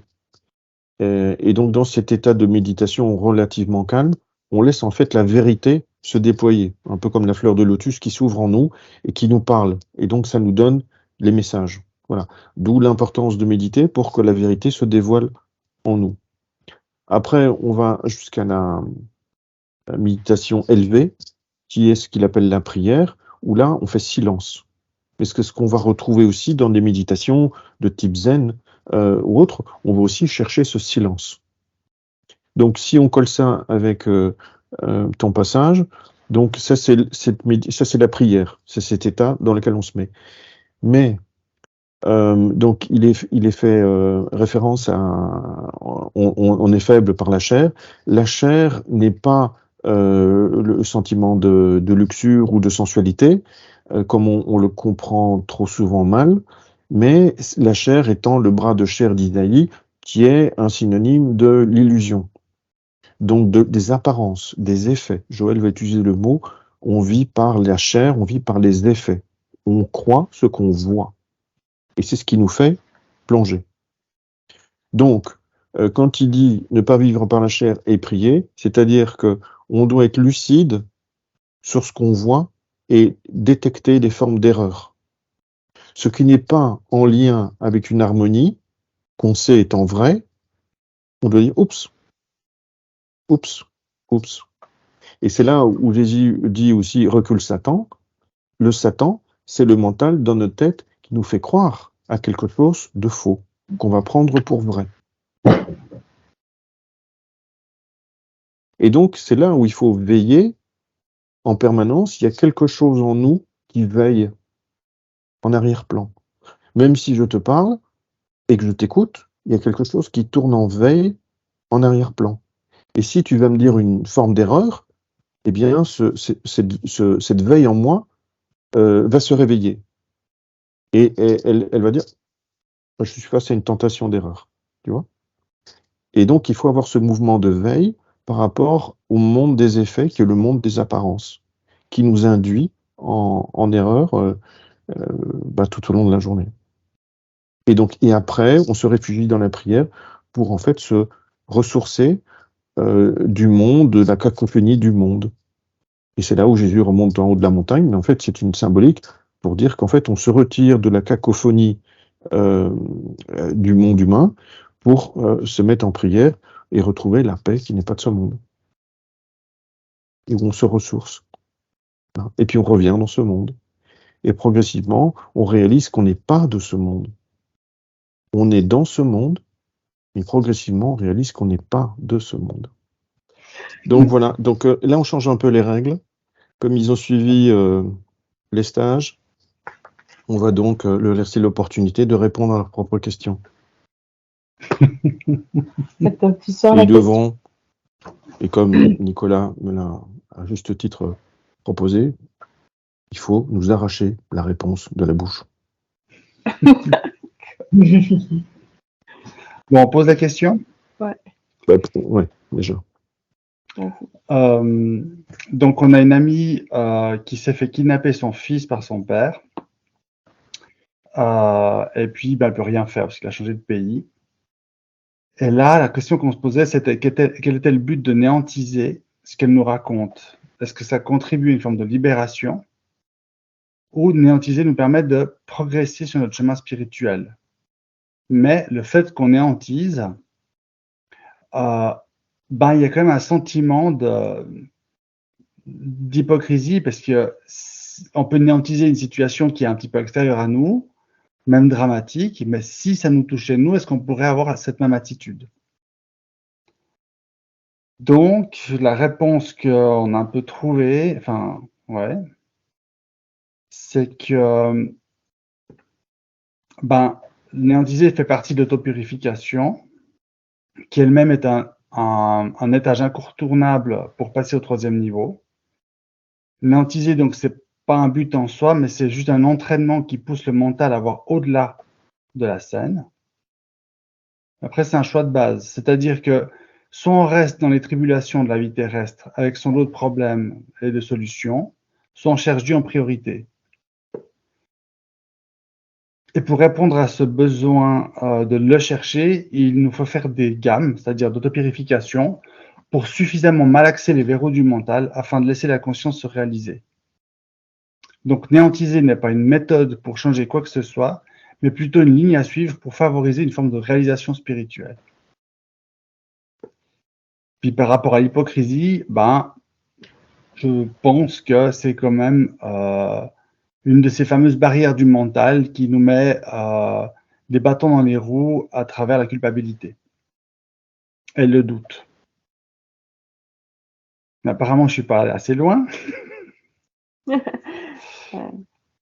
Et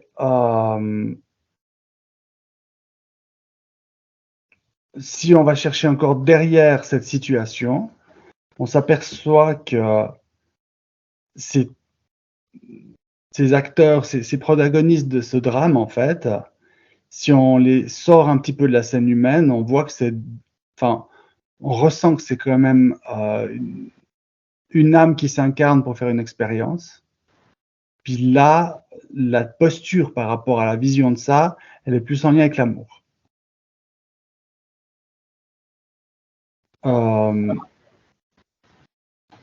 Donc voilà un petit peu où on en est.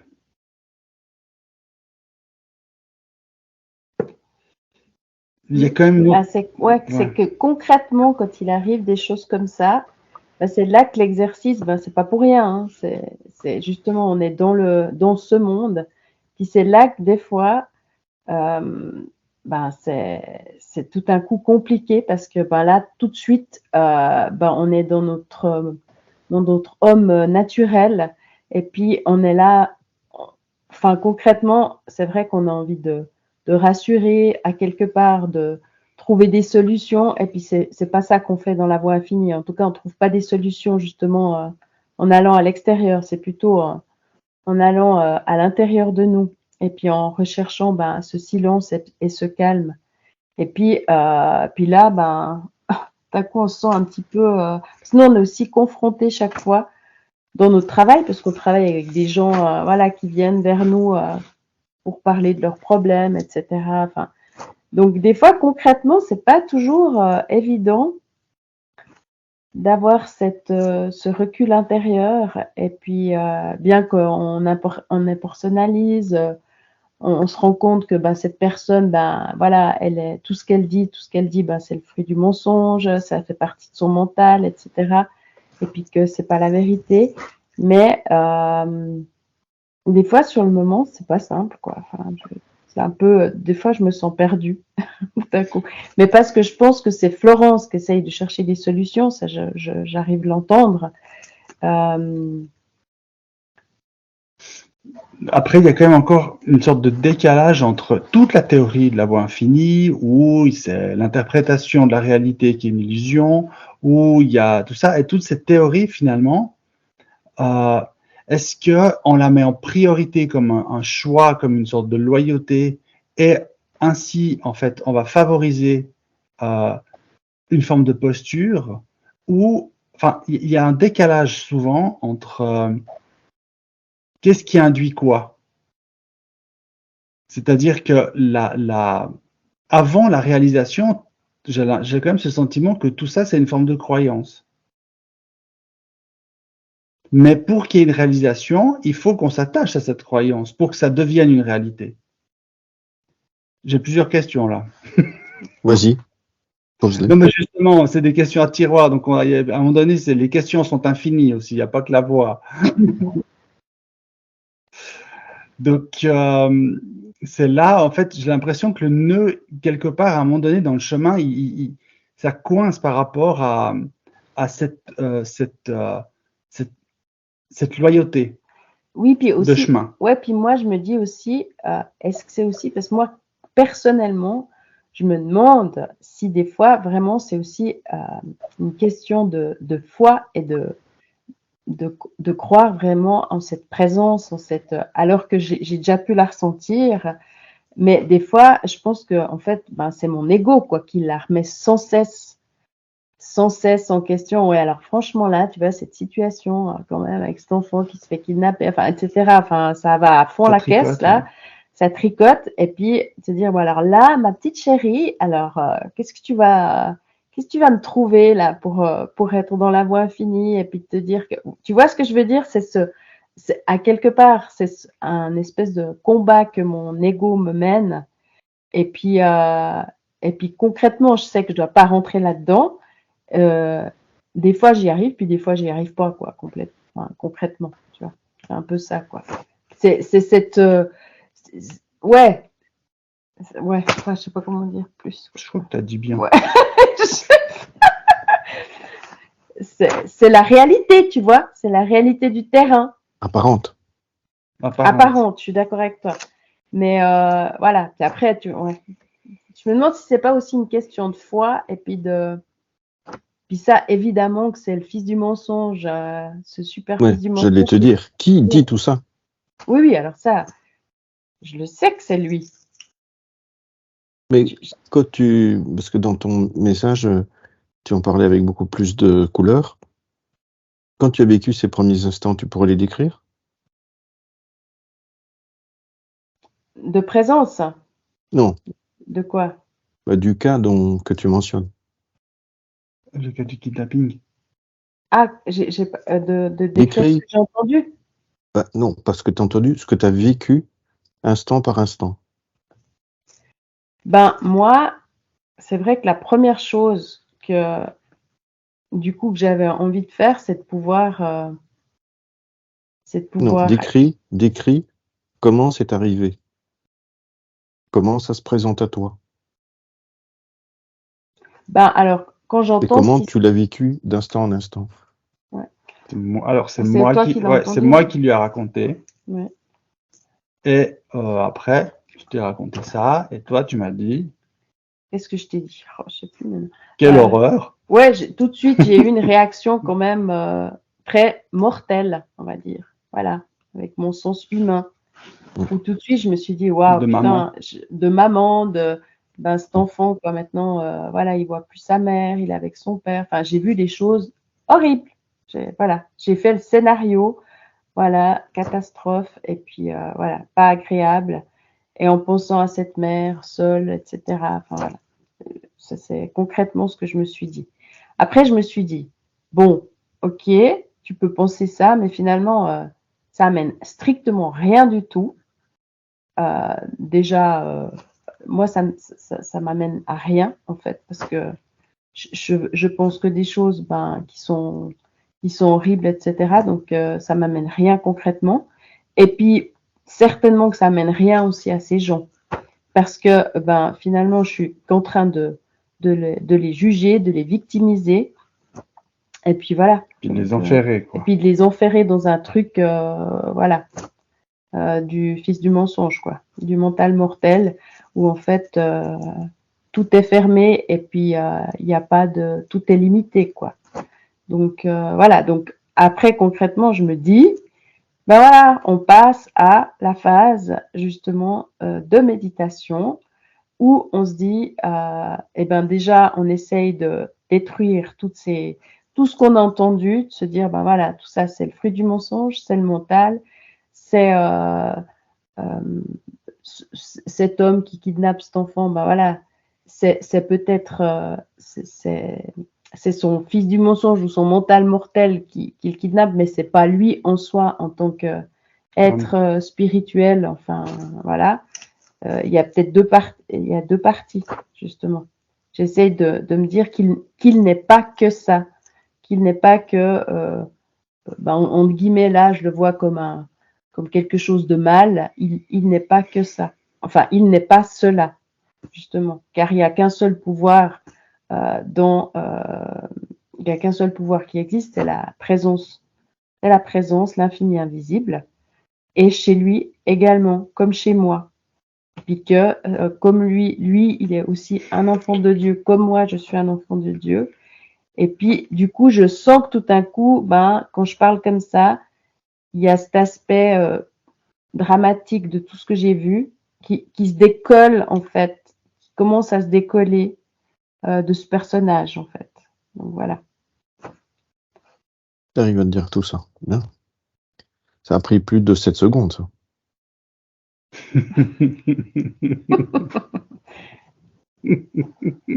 Ouais. Puis après, on s'est dit, on va poser la question à Serge, comme ça, on va certainement se faire gronder. On va se faire saucer. J'ai envie de partager une chose parce que Nicolas m'avait parlé de ce kidnapping et moi, j'avais eu une réaction très forte parce que moi, j'ai vécu le kidnapping de mon fils aîné par son père. Il y a eu une résonance très forte. Après, j'ai élaboré ça sur moi, mais maintenant, en t'écoutant, Laurence, ça m'a fait un bien fou. C'est venu finir de mettre de la paix dans ce que moi, j'avais essayé d'élaborer après le partage avec Nicolas. J'ai juste envie de témoigner cela. J'ai entendu ce que tu disais et ça m'a aussi résonné très fort. Voilà, je ne veux pas y mettre plus de mots. J'aimerais aussi commenter là-dessus. En fait, je ne sais pas si c'est l'ego ou pas. Je ne vais pas non plus me creuser la tête pour savoir si c'est l'ego non plus. Par rapport à ce que disait Florence, et puis notamment au fait que parce que tu as vu la personne selon son aspect spirituel et tout, ça l'a libéré. Je pense que ça a résonné avec moi dans la mesure où j'ai eu je me suis dit, ben oui, c'est peut-être la clé parce que souvent, j'ai tendance à juger subtilement, mais je m'en rends pas compte. Quelqu'un qui kidnappe, t'es comme, oh, ben là, il devrait pas le faire, ou tu rentres dans toute une espèce de, comment je dirais, de débat mental là-dessus. Alors que le chemin le plus court, c'est vraiment de le voir dans sa réalité spirituelle. Et puis c'est ça qui va libérer le personnage. Donc j'ai vraiment aimé que tu partages cette expérience. J'aimerais ajouter, j'ai bien écouté votre témoignage là, Florence Nicolas, et j'ai bien entendu, pour moi dans la voie infinie, il y a vraiment les deux piliers que sont la nature de Dieu, la nature de l'erreur. Et quand vous avez mentionné cette nature de Dieu, c'était un peu, ce que moi j'ai perçu, c'est un peu comment avoir la foi dans des situations pareilles, comment avoir ce socle de Dieu solide sous nos pieds. Et c'est une discussion que j'ai eue cette semaine où la personne justement me disait faut croire en Dieu, il y a un moment où il faut l'accepter, du coup on est encore dans le domaine des croyances. Et puis j'ai expliqué à cette personne que pour croire peut-être il faut voir. J'ai dit c'est comme si demain je te dis qu'il y a un trésor dans ta cave, si tu te lèves pas du canapé, que tu prends pas la clé pour aller ouvrir la porte de la cave et aller vérifier s'il y a ce trésor, il y aura toujours ce doute que ce trésor, il est là ou pas. Et l'invitation qui est faite dans la voie infinie, et c'est ce que Samir a très très bien dit tout à l'heure, c'est que ça m'invite à être cette voie infinie. Et du coup, quand je vais commencer petit à petit à pratiquer ces vérités, parce qu'à un moment, alors peut-être pas y croire, mais au moins accepter que peut-être ça puisse être vrai, et tenter de faire des expériences nouvelles à partir de ces principes-là. Et quand j'accepte de jouer ce jeu avec cette carte gagnante, je vais me rendre compte que oui, les choses sont plus faciles, oui, il y a des choses qui se solutionnent, et je vais prendre confiance. dans cette vérité que Dieu est présent dans cette scène quand il est vivant dans ma conscience. Et c'est ce qui va me permettre d'être prêt quand je vais me retrouver devant une situation qui me semble plus dramatique qu'une autre, alors qu'elle ne l'est pas davantage. Mais ma foi sera plus grande à ce moment-là. Et à un moment, j'ai plus besoin de croire. Je sais que quand je mets ces principes en action, eh ben, ça se passe comme la loi le prévoit, en fait. Voilà. Et aussi, un autre point que j'ai noté dans ce qui a été verbalisé, c'est « elle peut rien faire ». Et est-ce que vraiment elle peut rien faire? Ce que je veux dire, c'est que quand l'être divin qu'elle est, que cette mère est reconnu, est-ce que cet être divin est réellement impuissant? Voilà, c'est juste une question. Ouais. Ouais. Et ça fait rebondir sur aussi, je pense, je crois qu'il est plus facile, au lieu de voir l'aspect spirituel de l'autre, je pense qu'il est plus facile de réaliser qu'il n'existe que Dieu. Et quand on réalise qu'il n'y existe que Dieu, alors on a plus facile à accepter le fait que le voleur, le menteur, n'est qu'une apparence. Ce chemin-là me semble plus facile que d'avoir cet aspect, ce regard sur l'autre, qui va être plus compliqué, parce qu'il va être teinté de relationnel humain, et qui va résonner avec des choses, tandis que et voir, réaliser qu'il n'existe que Dieu, là, aujourd'hui, ce soir, il n'y a pas de Rixin, Anna-Maria, Serge, Samir. Il n'existe que Dieu, là, qui se parle. Quand on arrive à cette unicité-là, à ce moment-là, il se manifeste beaucoup plus facilement à travers l'autre. On fait beaucoup moins d'efforts. Est-ce que ça veut dire, dans ce cas pratique, que c'est une invitation à ne pas interagir dans cette scène virtuelle, dans cette scène Alors, ça dépend. Ni consoler, ni. Non, on peut accueillir. On peut l'accueillir, mais pas forcément, comment dire, trouver des solutions ou dire. Après, c'est comment on peut être inspiré. Et c'est en fonction de quelle partie de nous va être inspirée pour pouvoir avoir la bonne attitude en général. Si elle est teintée d'une forme d'empathie ou de pitié ou de sympathie, là, ça va être l'ego.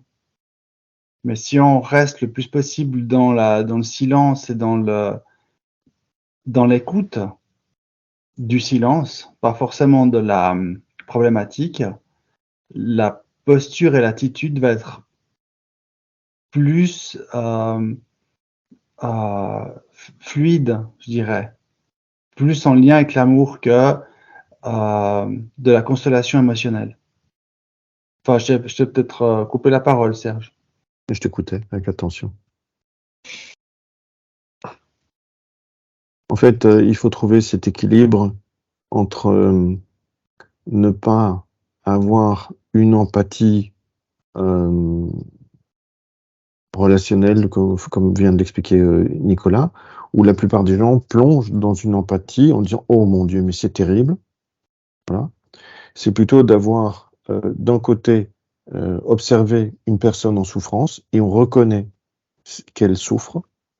C'est pas qu'on refuse, parce que si on refuse, c'est comme mettre la tête comme une autruche dans le sable. Donc on voit l'erreur, on y fait face, on reconnaît la souffrance de l'autre et on peut la consoler avec un geste, etc. Mais une autre partie de nous va refuser d'accepter cette erreur. Donc il y a ce espèce de double fonctionnement, mais donc dans cet état-là, on ne va pas plonger dans un dialogue de reconnaître cette erreur et mon Dieu, et mon Dieu, et mon Dieu. Ça, c'est de l'écoute empathique. Voilà. Alors, il y en a qui font ça, et puis il y a beaucoup de gens qui rentrent dans des scénarios comme ça pour avoir une écoute de quelqu'un. Et donc, du coup, là, on se retrouve piégé aussi. Et naturellement, l'homme naturel va vouloir essayer de faire quelque chose. Et là, ce qui nous est demandé, c'est d'être quelqu'un, ou d'être quelque chose plutôt. Et donc, quand on est l'amour, eh bien, on aura un signe d'amour, mais on ne va pas rentrer dans le jeu de la personne qui veut absolument se dégonfler l'ego en racontant tous ses malheurs et trouver quelqu'un sur qui le déverser. Là, on ne va pas rentrer là. On va manifester une forme et de reconnaissance, d'affection, etc. Mais de l'autre, on va en fait bloquer intérieurement cette erreur. C'est cette forme de recul Satan, cette forme d'erreur qui nous apparaît. Et l'empathie, comme dit Joël, fait plonger dans la croyance que ce moment d'horreur est bien vrai, et donc il prend corps de plus en plus fort. C'est comme un feu dans une maison qui va prendre de plus en plus fort. Et ça va être de plus en plus difficile alors à l'aider. Et dans ces états-là, néantisé, impersonnalisé, c'est du pipeau mental. Hein. Pipeau mental. Si on ne sait pas discipliner, maîtriser avant. Et donc, on est dans cette forme de veille qui doit s'activer. Après, je pense aussi que c'est, comme dit Joël, au point de contact dans notre conscience que tout se joue. Ça demande encore un état de veille encore plus aiguisé, au point de contact. Là, clairement, tous les deux, vous vous êtes répandus le mensonge. Et le premier des deux, au point de contact, a accepté immédiatement l'erreur. N'a fait aucun effort à ce point de contact pour essayer de dire... C'est un peu comme tu reçois une enveloppe et tu te dis, mais qu'est-ce qu'il y a dans l'enveloppe? Oh, mon Dieu, c'est une facture. Oh mon Dieu, c'est... je me suis fait flasher sur l'autoroute. Voilà. Mon Dieu. Et là, tout le scénario négatif monte dans ta tête. Et puis tu ouvres l'enveloppe et tu dis, bah ouais, voilà, je dois encore payer autant. Maintenant, si avant d'ouvrir l'enveloppe, à cet instant, tu refuses tous les scénarios négatifs qui commencent à monter dans ta tête, et tu réalises qu'il n'y a qu'une perfection infinie qui t'harmonie, invariable, tu ne veux rien. Tu ne dis pas, je ne veux pas de facture, parce que là, tu dis que tu veux une facture. Tu dis, tu passes au-dessus de la polarité du bien et du mal. Tu réalises la perfection, mais la réaliser, pas la mentaliser. C'est juste, la perfection, mentalisée. La réalisation, c'est au-delà des mots et des pensées. C'est un sentiment profond de vérité. Il faut apprendre à accéder. Et quand on arrive à le faire au moment de la connexion, avant qu'on ait ouvert une enveloppe,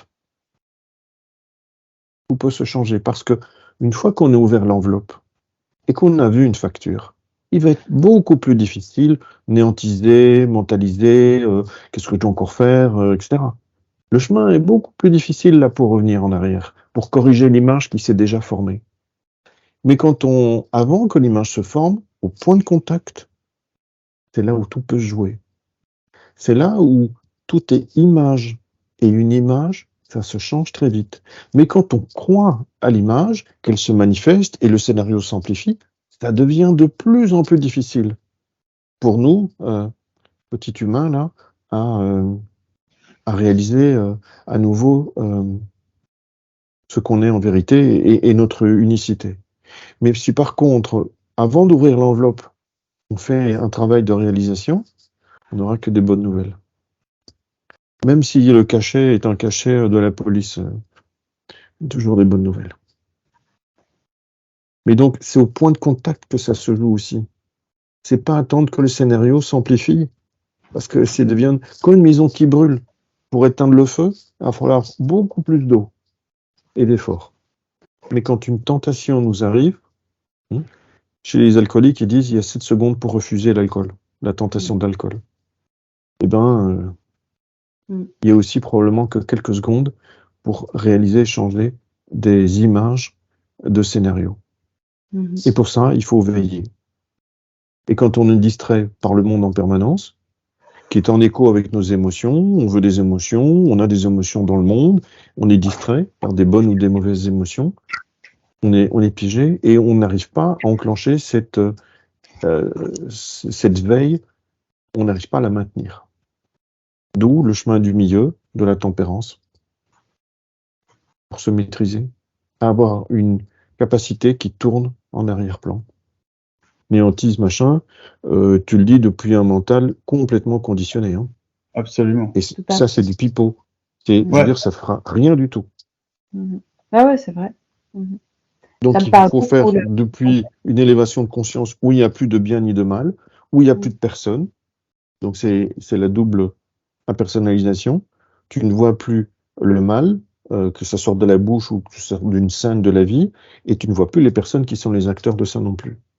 Tu ne penses plus à eux. Tu réalises qu'il n'existe que cette harmonie invariable et que ça seulement existe. Mais c'est pure folie pour l'homme naturel, ça. Et c'est quand on arrive à ça, et c'est ce que Joël nous dit toujours, arrêtez de, surtout évacuer le malade et sa maladie le plus vite que possible. Mais qu'est-ce qu'on fait? On veut être empathique. Résultat, on loupe notre expérience et on n'est d'aucune utilité. Et alors on peut se résoudre à se dire, bon, ben, je vais juste l'écouter et elle va se défouler sur moi et se reposer sur moi et ça lui fera déjà du bien. Mais bon, il y a peut-être mieux à faire. Mais là, il faut apprendre. Et ça demande du temps pour apprendre à se maîtriser.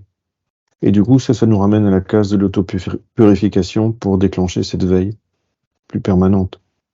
Parce que beaucoup viennent à la voix, vont d'abord aller écouter tout un tas de bons hommes sur le net et faire des belles méditations énergétiques quand tout va bien.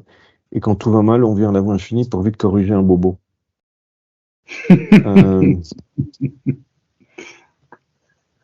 Va falloir un peu choisir là où on met les watts. Et donc, parce que corriger un bobo, si même ça se fait comme ça, comme ça va nous prendre des années pour y arriver.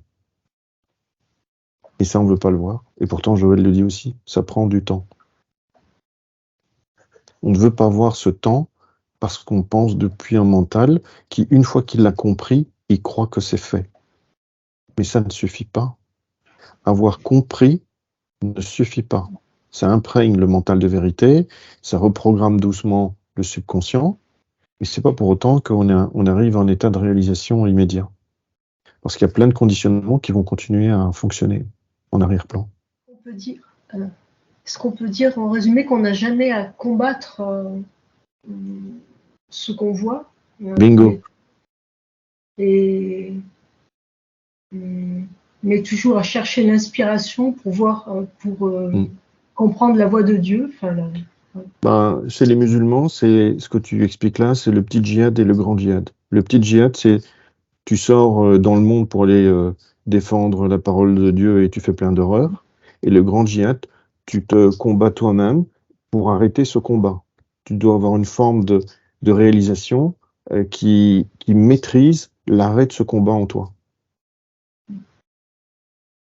Il y a une volonté, mais ça doit se faire avec lucidité et douceur, et de ne pas rentrer dans les scénarios, parce qu'il suffit que tu décides pour que ça se fasse en toi. Il faut simplement le décréter en toi, et ne pas laisser les scénarios de l'ego tout le temps te reprendre dans des situations, des erreurs, qui vont t'amener à chaque fois te déséquilibrer et perdre cette connexion. Et encore une dernière question, et en pratique, par exemple, toutes ces pétitions qui arrivent dans nos boîtes lettres pour lutter contre ceci, contre cela, et parfois c'est des causes qui nous émeuvent et qui émeuvent qui? Oui, c'est vraiment bien, ça vaudrait le coup. Oui, mais qui émeuvent qui? Ouais. Qui émeuvent qui? Oui. Qui? Ouais. Qui ça? Dis qui? Qui émeuvent qui? Oui, l'ego. Oui, le moi en toi. Le petit jeu, comme Joël l'appelle, c'est le petit jeu qui est ému. Le petit jeu est avec son lot d'émotions c'est le jeu de l'ego. Émotion, ego, où l'émotion est la marque de l'ego. Et on est pris dans le piège des émotions, et on les cherche, et on les aime, et on comprend, et on conçoit que la vie est née qu'à travers les émotions, et que c'est ça la vie. Alors que la vie avec un grand V, c'est des sentiments profonds de bien-être, de béatitude, de zénitude, complétude.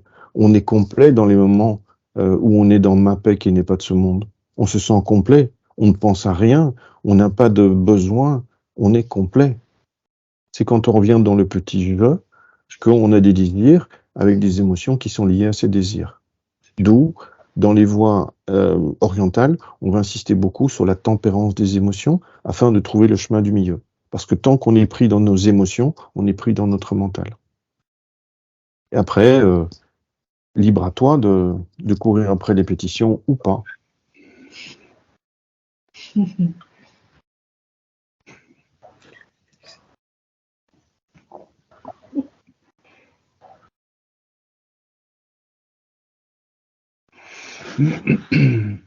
On est bon, hein? Ouais, Ouais. je pense. Merci. Bon. S'il n'y a plus d'autres questions, on va en rester là pour ce soir. Merci. Merci à Merci. tous. Bonne Merci nuit. Serge. Au revoir. Merci Bonsoir à tout le monde. tout le monde. Bonsoir. Merci. Au revoir.